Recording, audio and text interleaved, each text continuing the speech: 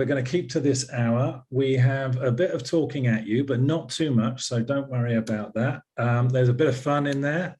There are prizes. I get the gift of giving prizes, which is fun. And then there's a bit of chat. There's some time at the end where we want to hear from you and have some dialogue, questions, comments, whatever you want. But it's a pleasure to have you all here. And this is exciting to see this launch. When we come to questions and things like that, I think, Dawn, we can have people either raise their hand or put comments in the chat box. Is that right? Absolutely. So Dawn will be keeping lookout for the hands up and all that kind of stuff, and then we'll see if we can answer those at the end. But you can start asking questions kind of now as we're going through if you want, but we will not answer them until we get to the end. So it is my pleasure now to introduce the judge of the first prize. And the first prize, and I'm glad to see we have some participants here, is for the most imaginative and beautiful looking hat, and that is going to be, or headgear. And yeah. Oh, no. Simon, you almost didn't say headgear, which I really appreciated. I feel like anybody who had actual headgear as a teenager is there you go. Feelings. Exactly. And actually here is an exhibit of the prizes, and these are deliberately AYA focused, but plenty of really useful things there. The exploding adulting to-do list. I mean, who would be without their Trojan Ultra ribbed a chemo sable? I like that t-shirt, and of course our branded t-shirt. We do have merchandise. You'll see on our website. You can start buying your merchandise now. And a gift certificate, which is the 1 year free membership, which actually will kick in second year, because this year's free for everybody. But next year, when we do start charging, which we'll try and make it fair and reasonable, you will get a free year. So that's the package, and those are the prizes, and there are 3 prizes to give out. It's 3, isn't it, Dawn? And then I keep referring to Dawn, by the way. Say hello to Dawn. She works for Parthenon, who are the amazing administrative organisation that are helping us get this together. So anything that looks remotely artistic, Dawn's responsible. Anyway. Yes, so I have a very special guest to introduce now. This person goes back a long way in this movement, and for some of you that don't know the history, and you'll be hearing about the history from Stu later, may not even know of this person, but to all of us, he's famous, and he's a real star, and he's somebody that was involved in AYA in America from the very beginning. And I can remember him from when I was in the UK. And he was involved way back from 2004, right through to 2014 when he was president and CEO of Livestrong. And he's now absolutely crushing it as president and CEO of Pelotonia, which is an amazing fundraising community that raises zillions of money for Ohio State University. And I will not hesitate to say that if anybody wants to see an example of really good focused fundraising, then go see what Doug's doing in Pelotonia. It's amazing. Anyway, here he is. This is Doug Ullman. Where is he? Round of applause. Simon, thank you. Thank you. It's awesome to see everybody. Simon, thanks for your friendship, leadership, and kind introduction. Stu, Karen, I mean, it's just incredible to see all of you. And I have the chills, actually, because so many of you on this Zoom have been doing this work for so long. And Brad, I mean, geez, look at all these faces. I love it. So thanks for including me in this awesome new effort, and just honored to be here. I will tell you that there's a lot of pressure. I've been scanning the videos for the last 5 minutes, looking at all these hats. And I think Stu, Karen, and Simon, you guys did great, but you obviously can't win. So we'll skip over you guys. Somebody mentioned Sarah's glasses. I think those are awesome. I don't know who Santa is. I feel like that one's like pretty cool, but also a little bit, over the top. I don't know. I'm trying to figure out who that is. So I guess I have the pressure of Alec. Yours is pretty awesome too. I mean, there's just so many to choose from. I'm going to go with Jen. Jen. I think, Brad, you were a close second. But I think Jen deserves, I think, Brad, yours is just too realistic. It's too like, it could really be you, it could really be you. That's good. Well, congratulations, Jen. There you go. Jen, where are you from? Just tell everyone. I'm about an hour north of Denver in Fort Collins, Colorado. Oh, well. And thank you for the honor. Congratulations. And were you a member? I think I did, yes, at the same time. Oh, there you go. Right, well, you got a second-year membership now. And use those condoms wisely. I figured Brandon would have a ski helmet on, but no head attire for him. I just wanted to quickly say, I know you've got a big agenda, a packed agenda tonight, but just wanted to say thank you to everybody who has been doing this forever and is continuing to double down. And for everybody who's newer to the movement, the needs have only grown. And it's just awesome to see so many different organizations that are now prioritizing AYA and this focus area. So unfortunately, we all know too personally that there's so much left to do. And whether that's on the direct services side, whether that's on the navigation side, whether that's on the research side, I mean, there's just every aspect of this challenge has only gotten more significant. And I think the pandemic made that so. As we all see more and more young adults diagnosed earlier than we ever have, different types of cancers that didn't impact young adults as much 10 or 20 years ago. There's just so much opportunity to help so many people. So I really owe a debt of gratitude for the invite to Karen and Stu and Simon, because you guys have been there since the start and you continue to represent the field so well, and to bring everybody back together like this is quite remarkable. So thank you in advance for what this new alliance will do. Count me in to help in any way, personally or professionally, and let's change the world for more young adults that unfortunately will hear those three words, "you have cancer." It's our responsibility, it's our obligation, and seeing the horsepower on this call makes me feel even more optimistic, because anything is possible. I tell my kids every night before I put them to bed, I always whisper in there, anything is possible. And looking at this screen, that is clearly the case. So thanks for letting me join just for a few minutes. Thanks for the work that you have done and you will continue to do. And call, text, Slack, email, whatever mechanism, anytime, if I can help personally or professionally, I would be honored to be a part of this group. How about apply for a grant from Pelotonia? That sounds like a good start. Yeah, send them in.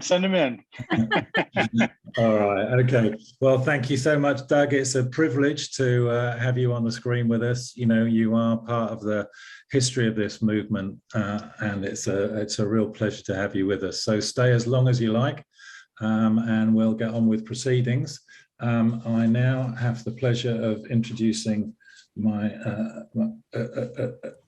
colleague and another person who's really been around in this field from the beginning and has probably been as influential as anybody, and Stu Siegel, now in his hat from Mongolia. And I can tell you that the reason he's in a hat from Mongolia is because he actually goes out and supports the development of pediatric cancer in Mongolia on a regular basis. So I think that's pretty cool and says a lot about the kind of person you are, Stu. So it's a pleasure to have you come and you give us a bit of history about where this has come from.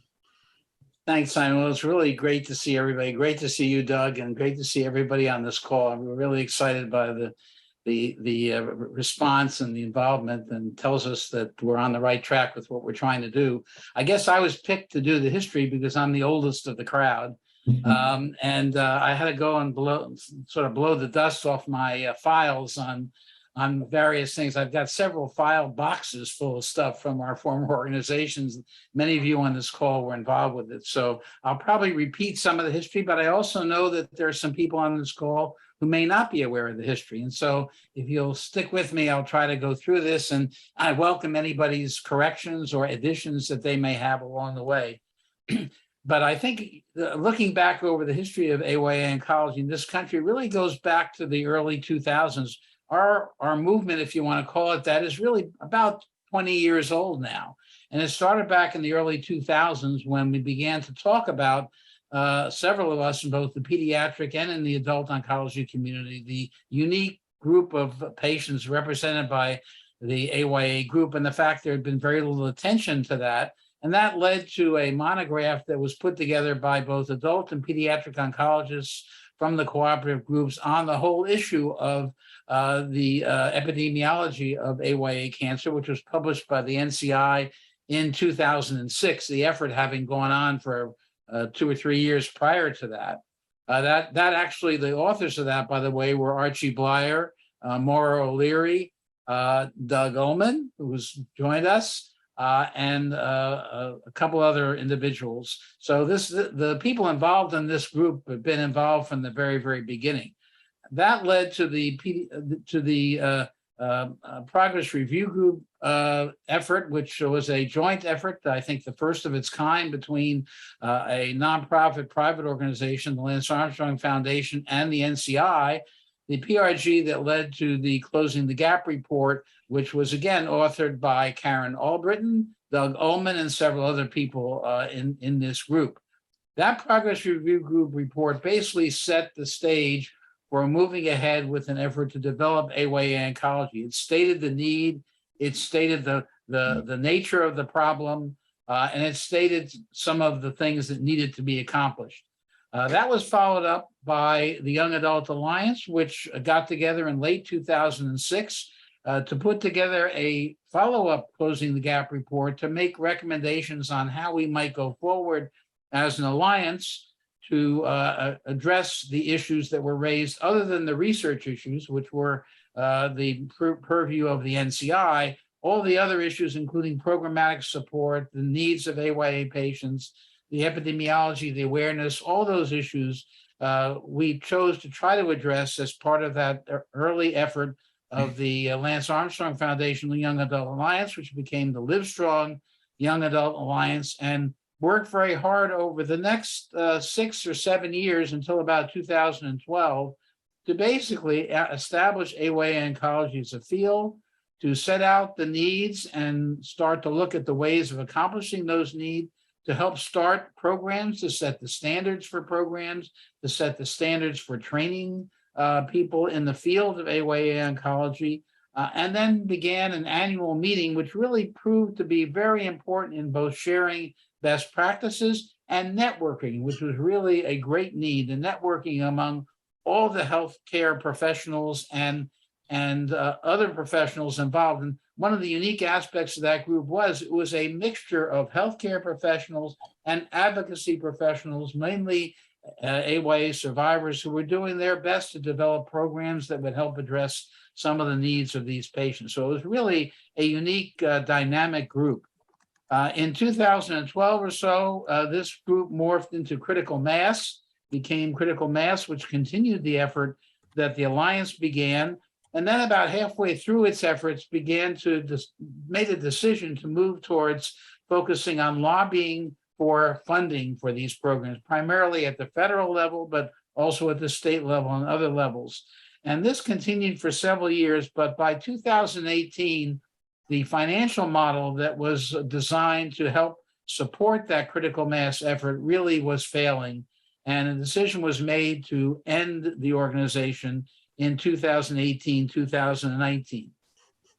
When that happened, a number of us, and I'm sure a number of us on this call, began talking with each other about what we might do to try to, if you will, have a follow-up national organization that met a lot of the needs that we as professionals in the field saw as vital, including the networking, sharing best practices, developing programs, how we can go ahead and meet the needs of these patients and continue the awareness that we had developed in the former organizations. And that led to us getting together and deciding to try to develop a new national organization and develop a strategic plan for that organization. So with that history, I'd like to turn it over now to Karen Albritton, who will take it from there and our efforts that we undertook at that time to develop a national organization. Karen? Thanks, Stu. So I'm Karen Albritton. I'm a pediatric and medical oncologist, or now I can start saying AYA oncologist and people might know what I mean. Certainly tonight you all would, who is based in Fort Worth. And I am old enough to remember all that history. But I'm thankful to be hopefully young enough to continue in the future of this organization. So as Stu said, it was sort of, just a lot of conversations started happening. We all missed critical mass. We missed that camaraderie. We missed the opportunity to get together between healthcare professionals and the advocacy groups that were taking care of AYAs. That was a very unique part of critical mass. So on the screen now are a list of people that we brought together to just start having some think tank sessions to say, what would a new organization look like? And how could we distinguish it and really make sure it was sustainable, that it was meeting the needs of the members in a way that would therefore keep it going long-term. So that all started around I remember some conversations at the Global Congress in December of 2019. We got together in 2020 a couple times, and then COVID sort of slowed things down. But thankfully, just at that time, we got some funding and continued to have some Zoom meetings to really put together a strategic plan. So that strategic plan was done over the fall of 2020.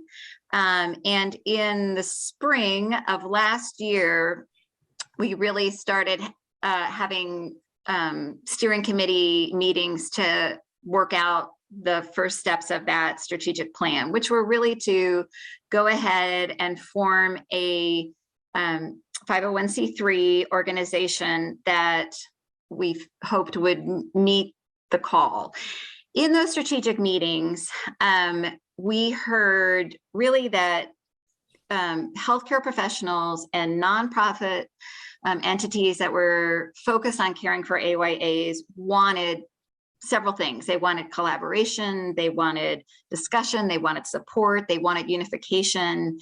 And they felt that an organization that brought people together in multiple ways by having a website that had platform of information, resources, education, hopefully we've talked about the Journal of AYA Oncology being this new thing that brings us together, that this was really a need we all wanted. But in addition, we really wanted to not only look inwardly, but project outwardly and have a unifying organization that people who were new to the field or were looking for information about the AYA field could get good information from. Again, a professional organization. There are wonderful direct-to-patient care organizations, service organizations, and all the healthcare providers are giving, great service. We want to support those who are giving service so they can give the service. We don't want to duplicate any efforts that people are giving. We want to support them, empower them, enable them. So the next slide shows what we concluded would be our mission and vision statements. I won't read them, but hopefully they resonate with you. And I hope that you can all buy into sort of the goal of this organization to really unify us all and move the field forward. Lord knows if COVID has taught us something, we need to hold on to each other. We need to support each other. We need to make life easier for healthcare providers and those providing care right now. So what a great time for us to say, let's rally the troops and support each other and try to make this as easy as possible for each other. So in August of last year, we hired Parthenon, and John is the representative for us from them. They've been great at keeping us on track. I think having a management organization is one of the things that hopefully will distinguish us from critical mass. And because so many of us have other jobs. I think we need some organization and management. We then, after we had our mission and vision statement written, and now we have a dog in the background, I apologize. We elected our first board of directors, which are listed here. This is very much a transition group. We hope to have our first elections at our first meeting. These are not at all, those of us who put this together very much want to hand this off to people who are invested and interested and have energy and new ideas.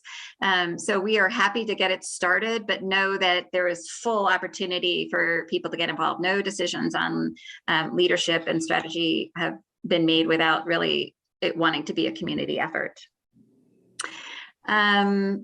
So then we became an official 501c3 in April of this year and started setting up the membership opportunity, which you all have gotten now by email. We've started a few task forces. It's not so much committees since we don't exactly have the organization structure yet, but anticipate that some of those will become full committees. But we've had task forces around fundraising and development, around education, and around marketing and communication, because those seem to be the most important early starts of the organization. I'll hand it off now to Lauren Lux, who will talk more about moving forward, what that will look like, and the ways that you can get involved. Thanks, Karen. It is so good to be with y'all. I'm Lauren Lux. I'm a clinical social worker and the director of the Adolescent Young Adult program here in Chapel Hill in North Carolina at UNC. And my job is this like wrap up period is like part cheerleader, part letting people know how to get involved, encouraging you to be involved.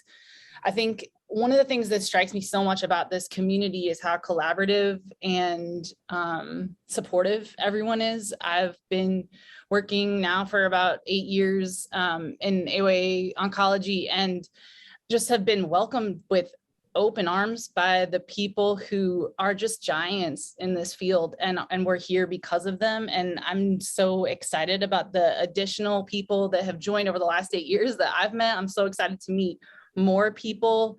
Your voice and the work that you're doing matters so much, and this wouldn't be happening without the work that you're doing individually each day in your sort of corner of the world, whether it's in the nonprofit sphere, in hospitals, in research. And one of the things that we want to do with this organization is make life, as Karen said, like just a little bit easier. You know, I think we want to take all of the collaborations that have been happening naturally among our very supportive community and give those collaborations a home and make them easier. I think we all feel a sense of urgency to make progress for our patients and for this community. And we're hoping that this will give us the opportunity to be more efficient and effective in how we collaborate and our ability to speed up that progress even more.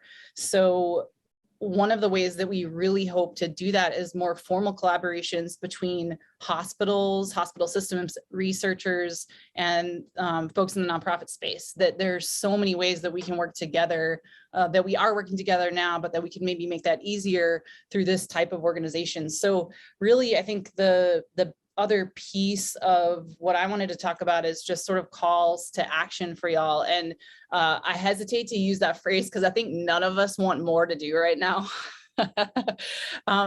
We're so grateful that you're even giving us this hour of your time. We were really thoughtful about even asking you to join for this hour. We know that everybody's well beyond capacity.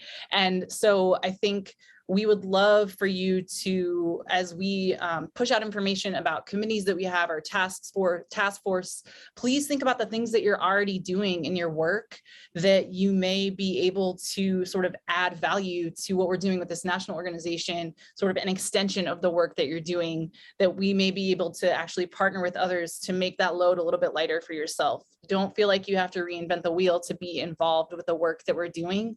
We really hope to make the load a little bit lighter for everyone by doing this together. So if you have thoughts about, I think as Karen said, if you have thoughts about what this organization should be, that is definitely not set. I think we have a lot of ideas about what's needed in the space, but want to hear from all of you and others who aren't on this call as well about what we need and how we get it and how we do that together. And so I think you all will be an absolute part of the fabric of whatever this organization is going to be in the future. And that part of this is really important. So please join in whatever way possible. If you don't know how you want to join and you just want to do something or do more, let us know.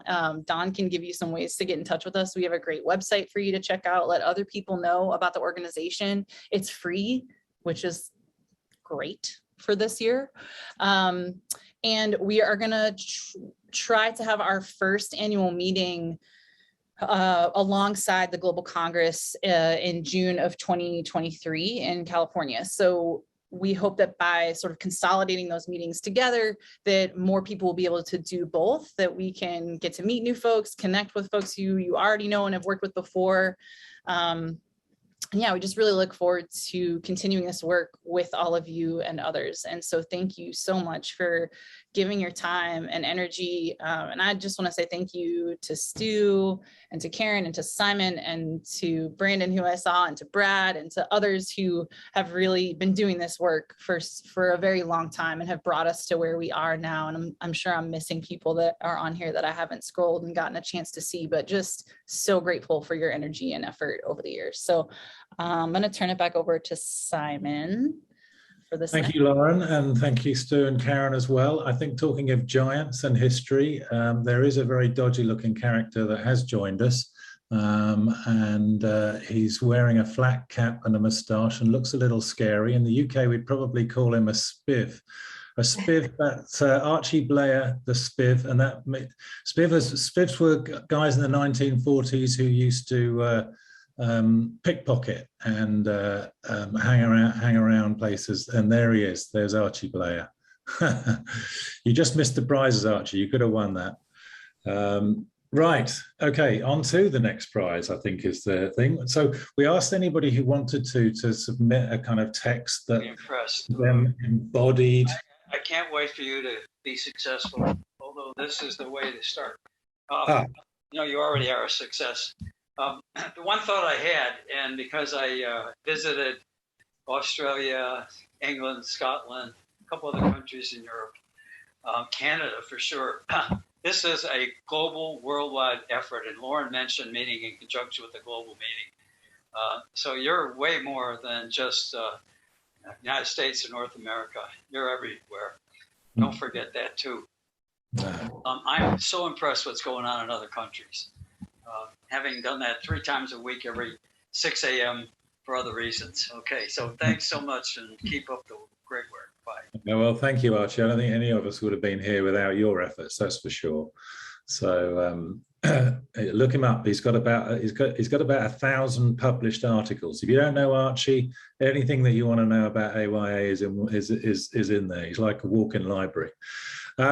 Anyway, yeah, so we asked people to submit any kind of emotive texts or things that had happened to them that they felt embodied the AYA, and there's been we had some submitted. Thank you very much for all of those, and we did have one that we have chosen. I don't know whether we can get it up on the screen. Can we, just to read it out? I'd like to read it out because it's a nice little story. And I think it reminds us all of how important this age group is to us. So absolutely. Let's see if we can get that up on a screen.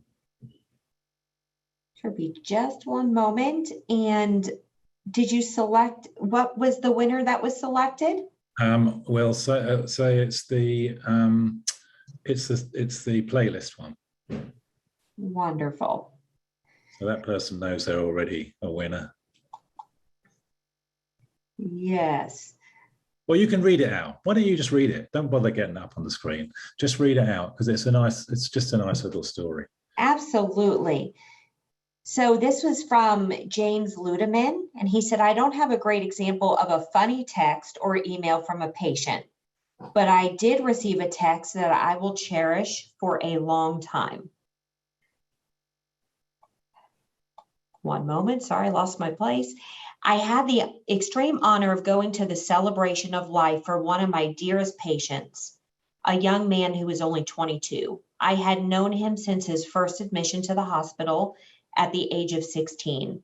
His parents pulled me over and talked with me briefly after the service, and I shared how beautiful all the music had been and how it brought me back to great memories of the times I spent with their son over the past 6 years. A couple of weeks later, his mother texted me to link to the Spotify playlist they use for his celebration of life, a unique and beautiful blend of his favorites from hip hop to gospel.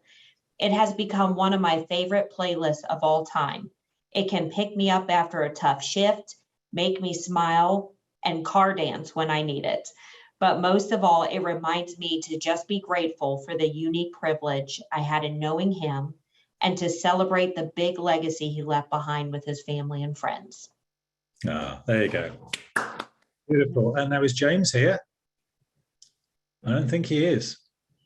Well, he's going to get a great package in the post. I don't know if you can get his contact details, Dawn, but we'll leave that to you to get that to him. So well done, James. I just thought that was very nice. But thanks for all of the stuff that came through. There was some really nice touches. In fact, we can probably share others. I see there's somebody who has already asked if we can put the history on the website, and that was interesting, and I'm sure we can do that.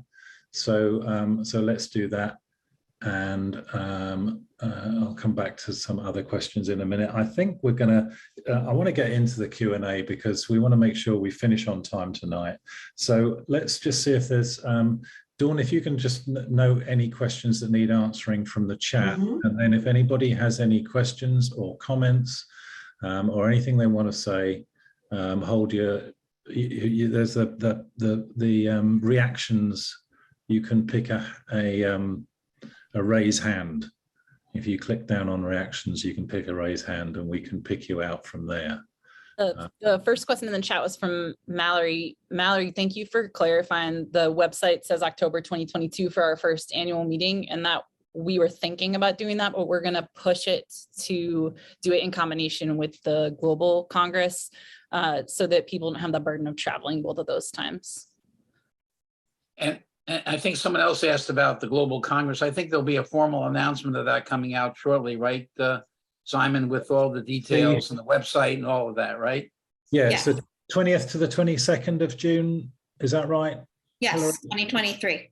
And it's coming out imminently. So please look out for that. Please come. You know, we want a really, really good American attendance there. Of course, we want a big international attendance, but there's so many great people out there now working in this field on both the advocacy side and the professional health professional side, and we really want a big attendance. So please come to that.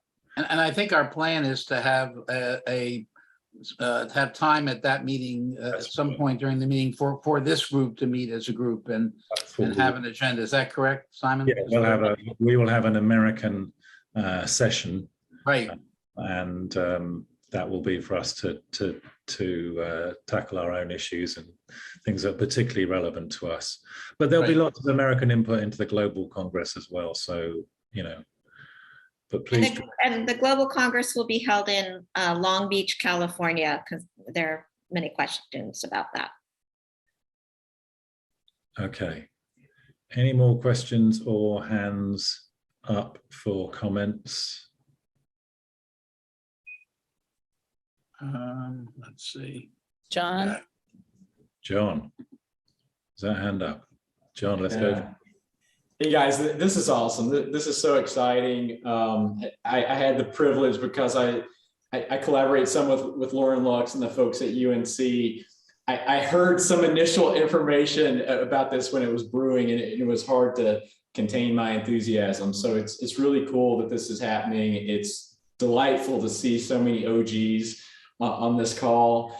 The question that I have is, and I'm sorry if I missed this on the website, but as you're thinking about the structure and what this looks like moving forward, is there any thought to try to mimic some of what I think seemed to work well from the original organizations that had, in some ways, a tripartite focus, where you had this focus on awareness and advocacy, as well as clinical care, standards of care, and then thirdly, a focus on research and science.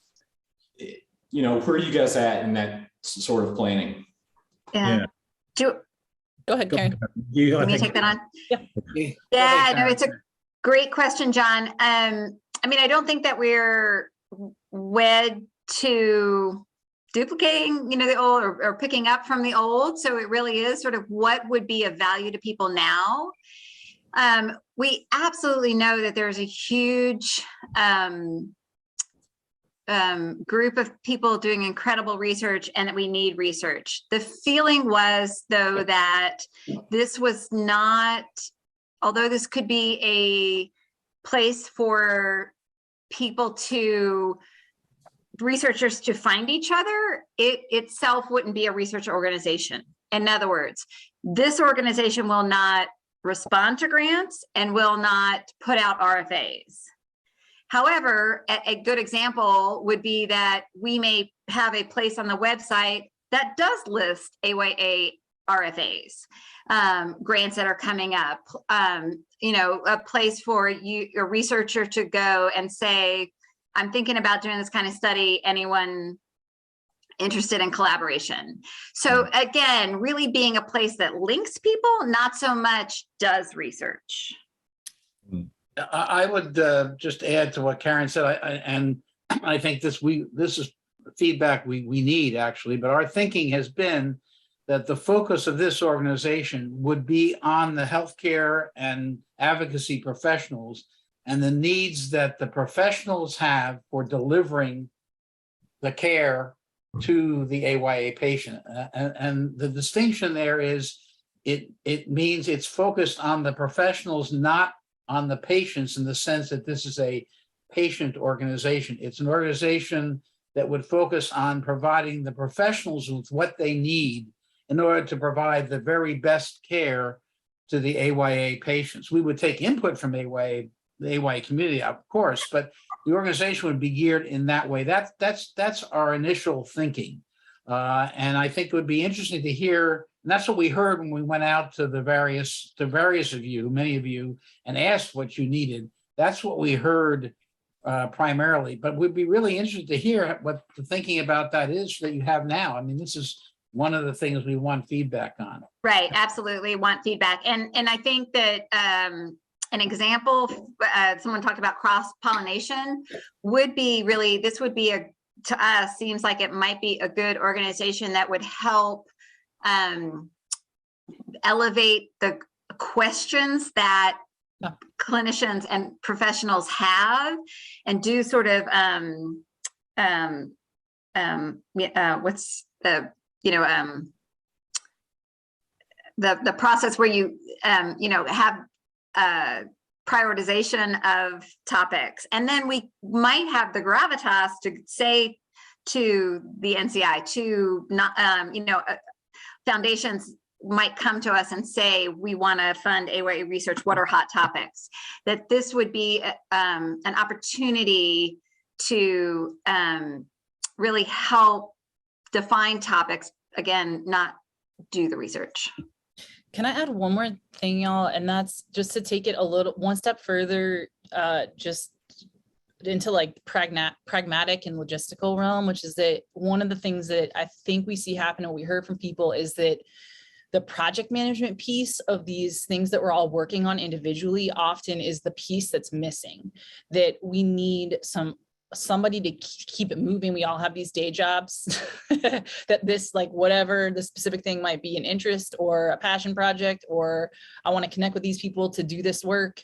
And it is part of our job, but that project management piece is missing. And I think I would envision that some of what this organization can do is help with some of that project management work as well, to keep things moving so they don't get stalled when busy clinicians or researchers or nonprofit professionals get pulled in other directions, that we've got somebody who can help keep us on track with some of that feels like something that could be really valuable. So as you're brainstorming and giving feedback to us and participating in the building of this organization, think about, I think too, where are the holes? Where are the barriers that pop up to getting stuff done? What are the problems that continue to happen that sort of keep you or your working groups or your partners from being successful? And let's bring those to this table to try and figure out, can we offer a solution from this centralized place as a shared resource to help get those things moving forward? Because if you're experiencing it, likely everybody else is as well. I think Brad made a good point, as well as it being an opportunity for advocating for particular research or practice questions that we have to fill gaps. Also an opportunity for disseminating. Brad, you've said disseminating research, but I think the findings of research, but also disseminating good practice. So for anybody in this community who is delivering good practice, whether they're health professionals in hospitals or in advocacy organizations, and they want to share that and send it around to other people so they can duplicate those ideas in their own regions. That's the type of thing we want to do. I think seeing this organization as a funnel, a kind of two-ended funnel, one where information can be spread and the other where information can be collected. And I think that would be really helpful. Yeah. Simon, may I add that what I think you need to do even more of is set research priorities. What's the most important research, clinical research that should be done? The National Cancer Institute, American Cancer Society, Leukemia Lymphoma Society, and other primary sources of fund for AYA oncology research only have to basically wait for applications. They don't set the priorities. I know the Progress Review Group tried to do that 20 years ago, 18, 19 years ago, but you have a chance of setting the priorities and handing it over to them, 1, 2, 3, 4, 5, 6, 7, so they get the funds to where they're most important, not to the best applications. Yeah, that's good. I like that. I agree with that. And I think that's what Karen was referring to. We may not do the research. We're not going to be a research organization in the sense that we actually conduct the research, but setting the priorities, identifying what the priorities are from the AYA community, which we represent, I think is a very good and very important part of what we need to do. It's all part of, I look at all also as all part of networking. I think our goal is to really provide the basis for networking among the community about the various areas, including research, in a way that we can have an understanding of what the needs are and what we need to do, and get people to talk about it and to sort of get together about it. And there's a lot of that going on. I know, Brad, many of you are involved in efforts in research right now, which come from networking together and talking about ideas. And we need to provide a format for that. We had that in the past with our annual meeting, and I think we need to reinstitute that in this new organization. That's one of the things I think that we need to carry over, if you will. That's true. Well, we've got a question, and we've got an immigrant in here, Emily Drake from Canada, and she says she snuck in, but she was asking a question about great to engage a group with the AYA CSM, which started at critical mass in Ohio nearly a decade ago. Do you want to explain what that is to people? Emily, where are you? Sure. So hashtag AYACSM stands for Adolescent Young Adult Cancer Societal Movement. And it's a hashtag that we started back in 2013 at the Critical Mass Conference. And it started being used organically by all the AYA organizations and researchers and patients and nonprofit organizations around the world. Then we organically started doing tweet chats once a month, which is a conversation. It's all volunteer led. I'm not part of an organization. I'm a PhD candidate up here in Canada, and it's guest moderated every month by different people. Lacuna Loft Cactus Cancer Study just did the chat for Pride back in June. I know Lauren, who's on here, has guest moderated for us. And so it would be really nice when you talk about not wanting to duplicate resources that we all kind of continue to work together instead of reintroducing a different chat, that we could just kind of work together in that sense is what I mean. That sounds very sensible. And that's one of the things I think we should be doing as an organization, is helping to shortcut stuff for other people, not duplicate, build on all the strengths that you have and the successes. And thank you for that, Emily. And we should definitely take a note of managing to continue that, even if it means talking to Canadians. Yeah. I want to just re-emphasize that this,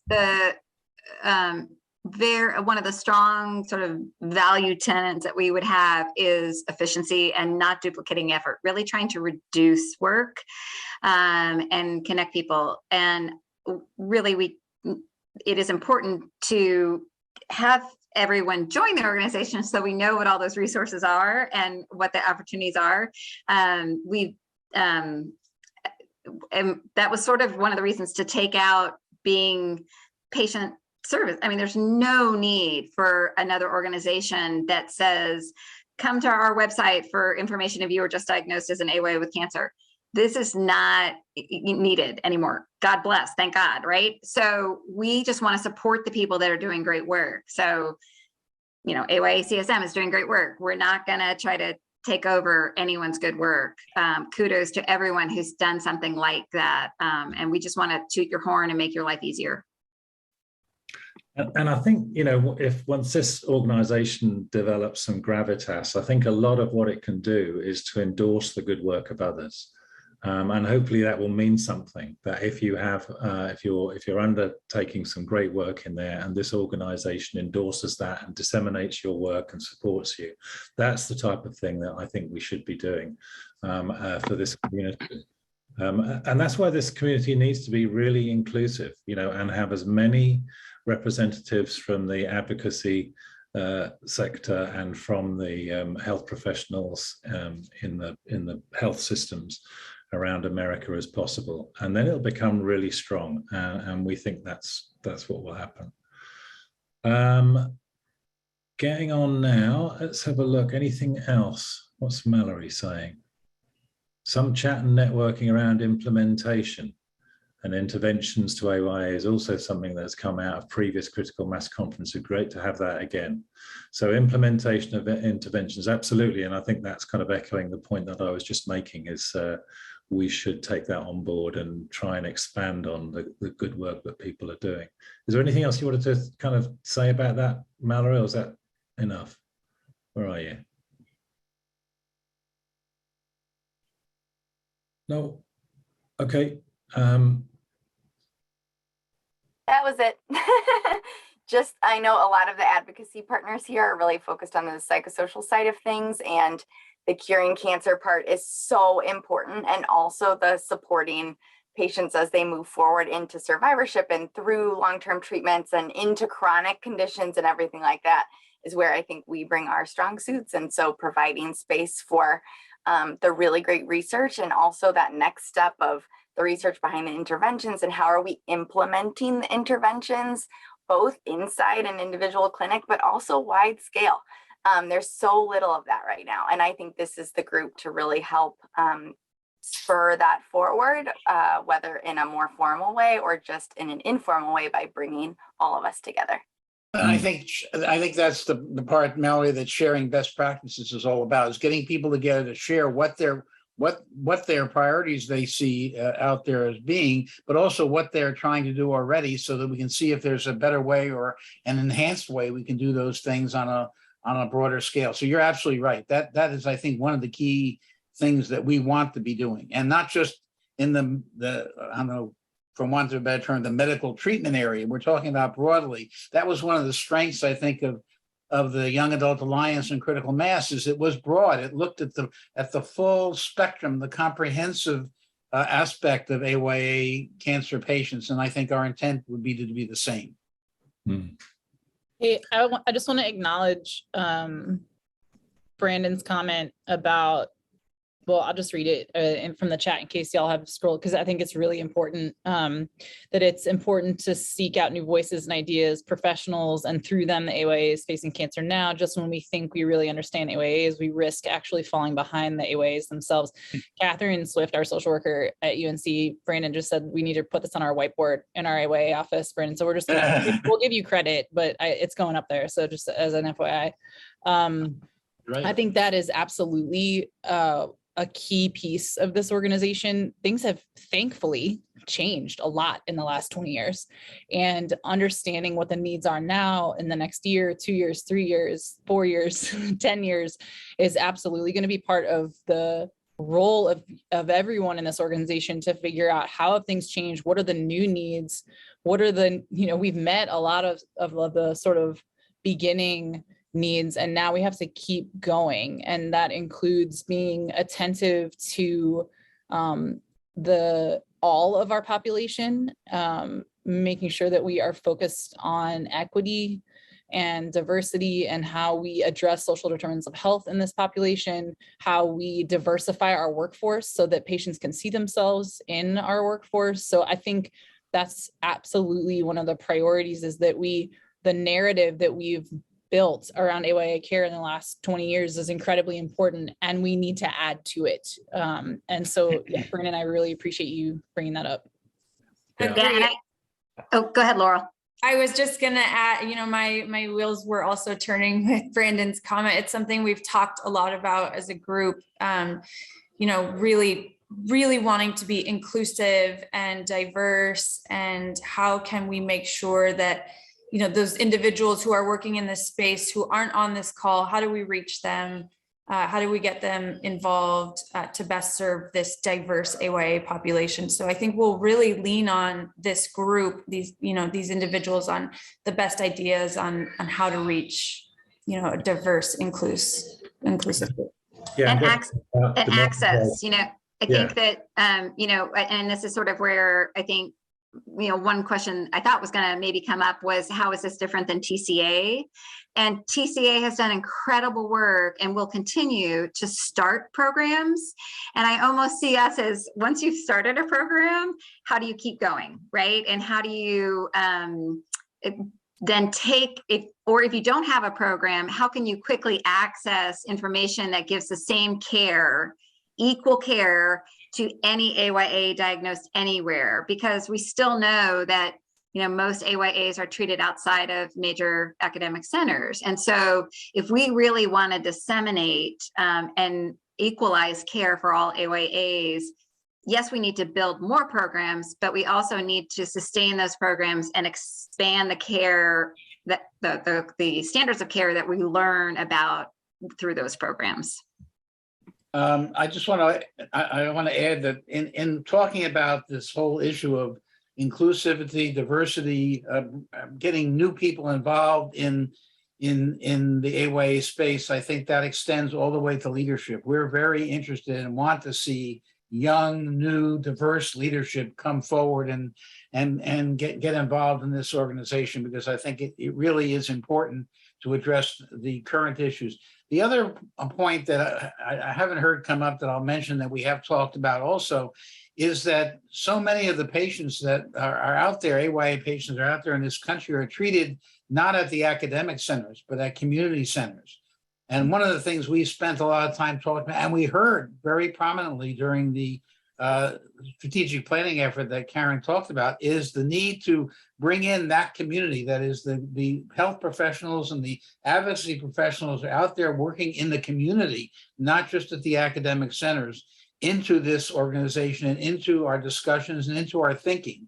So I just want to mention that as being something that we are definitely want to be able to do as part of our process. Yeah, well, and I'm going to have to start to wrap up because we're near the end, but I think just to extend that point, I think, the democratization of communication is really critical. And someone was talking about, continued Zoom meetings and other opportunities to communicate that are not just the big meetings. And you're right, the big meetings serve a purpose, and lots of us are looking forward to getting back together again. But actually, we want to make this organization accessible, and that does mean finding other ways of communicating beyond the big meeting. And this type of session where we can cover some of this material, I think, will be important. We thank you all for your comments, and we'll try and capture all of those and make sure they're brought back into the board discussions that we have.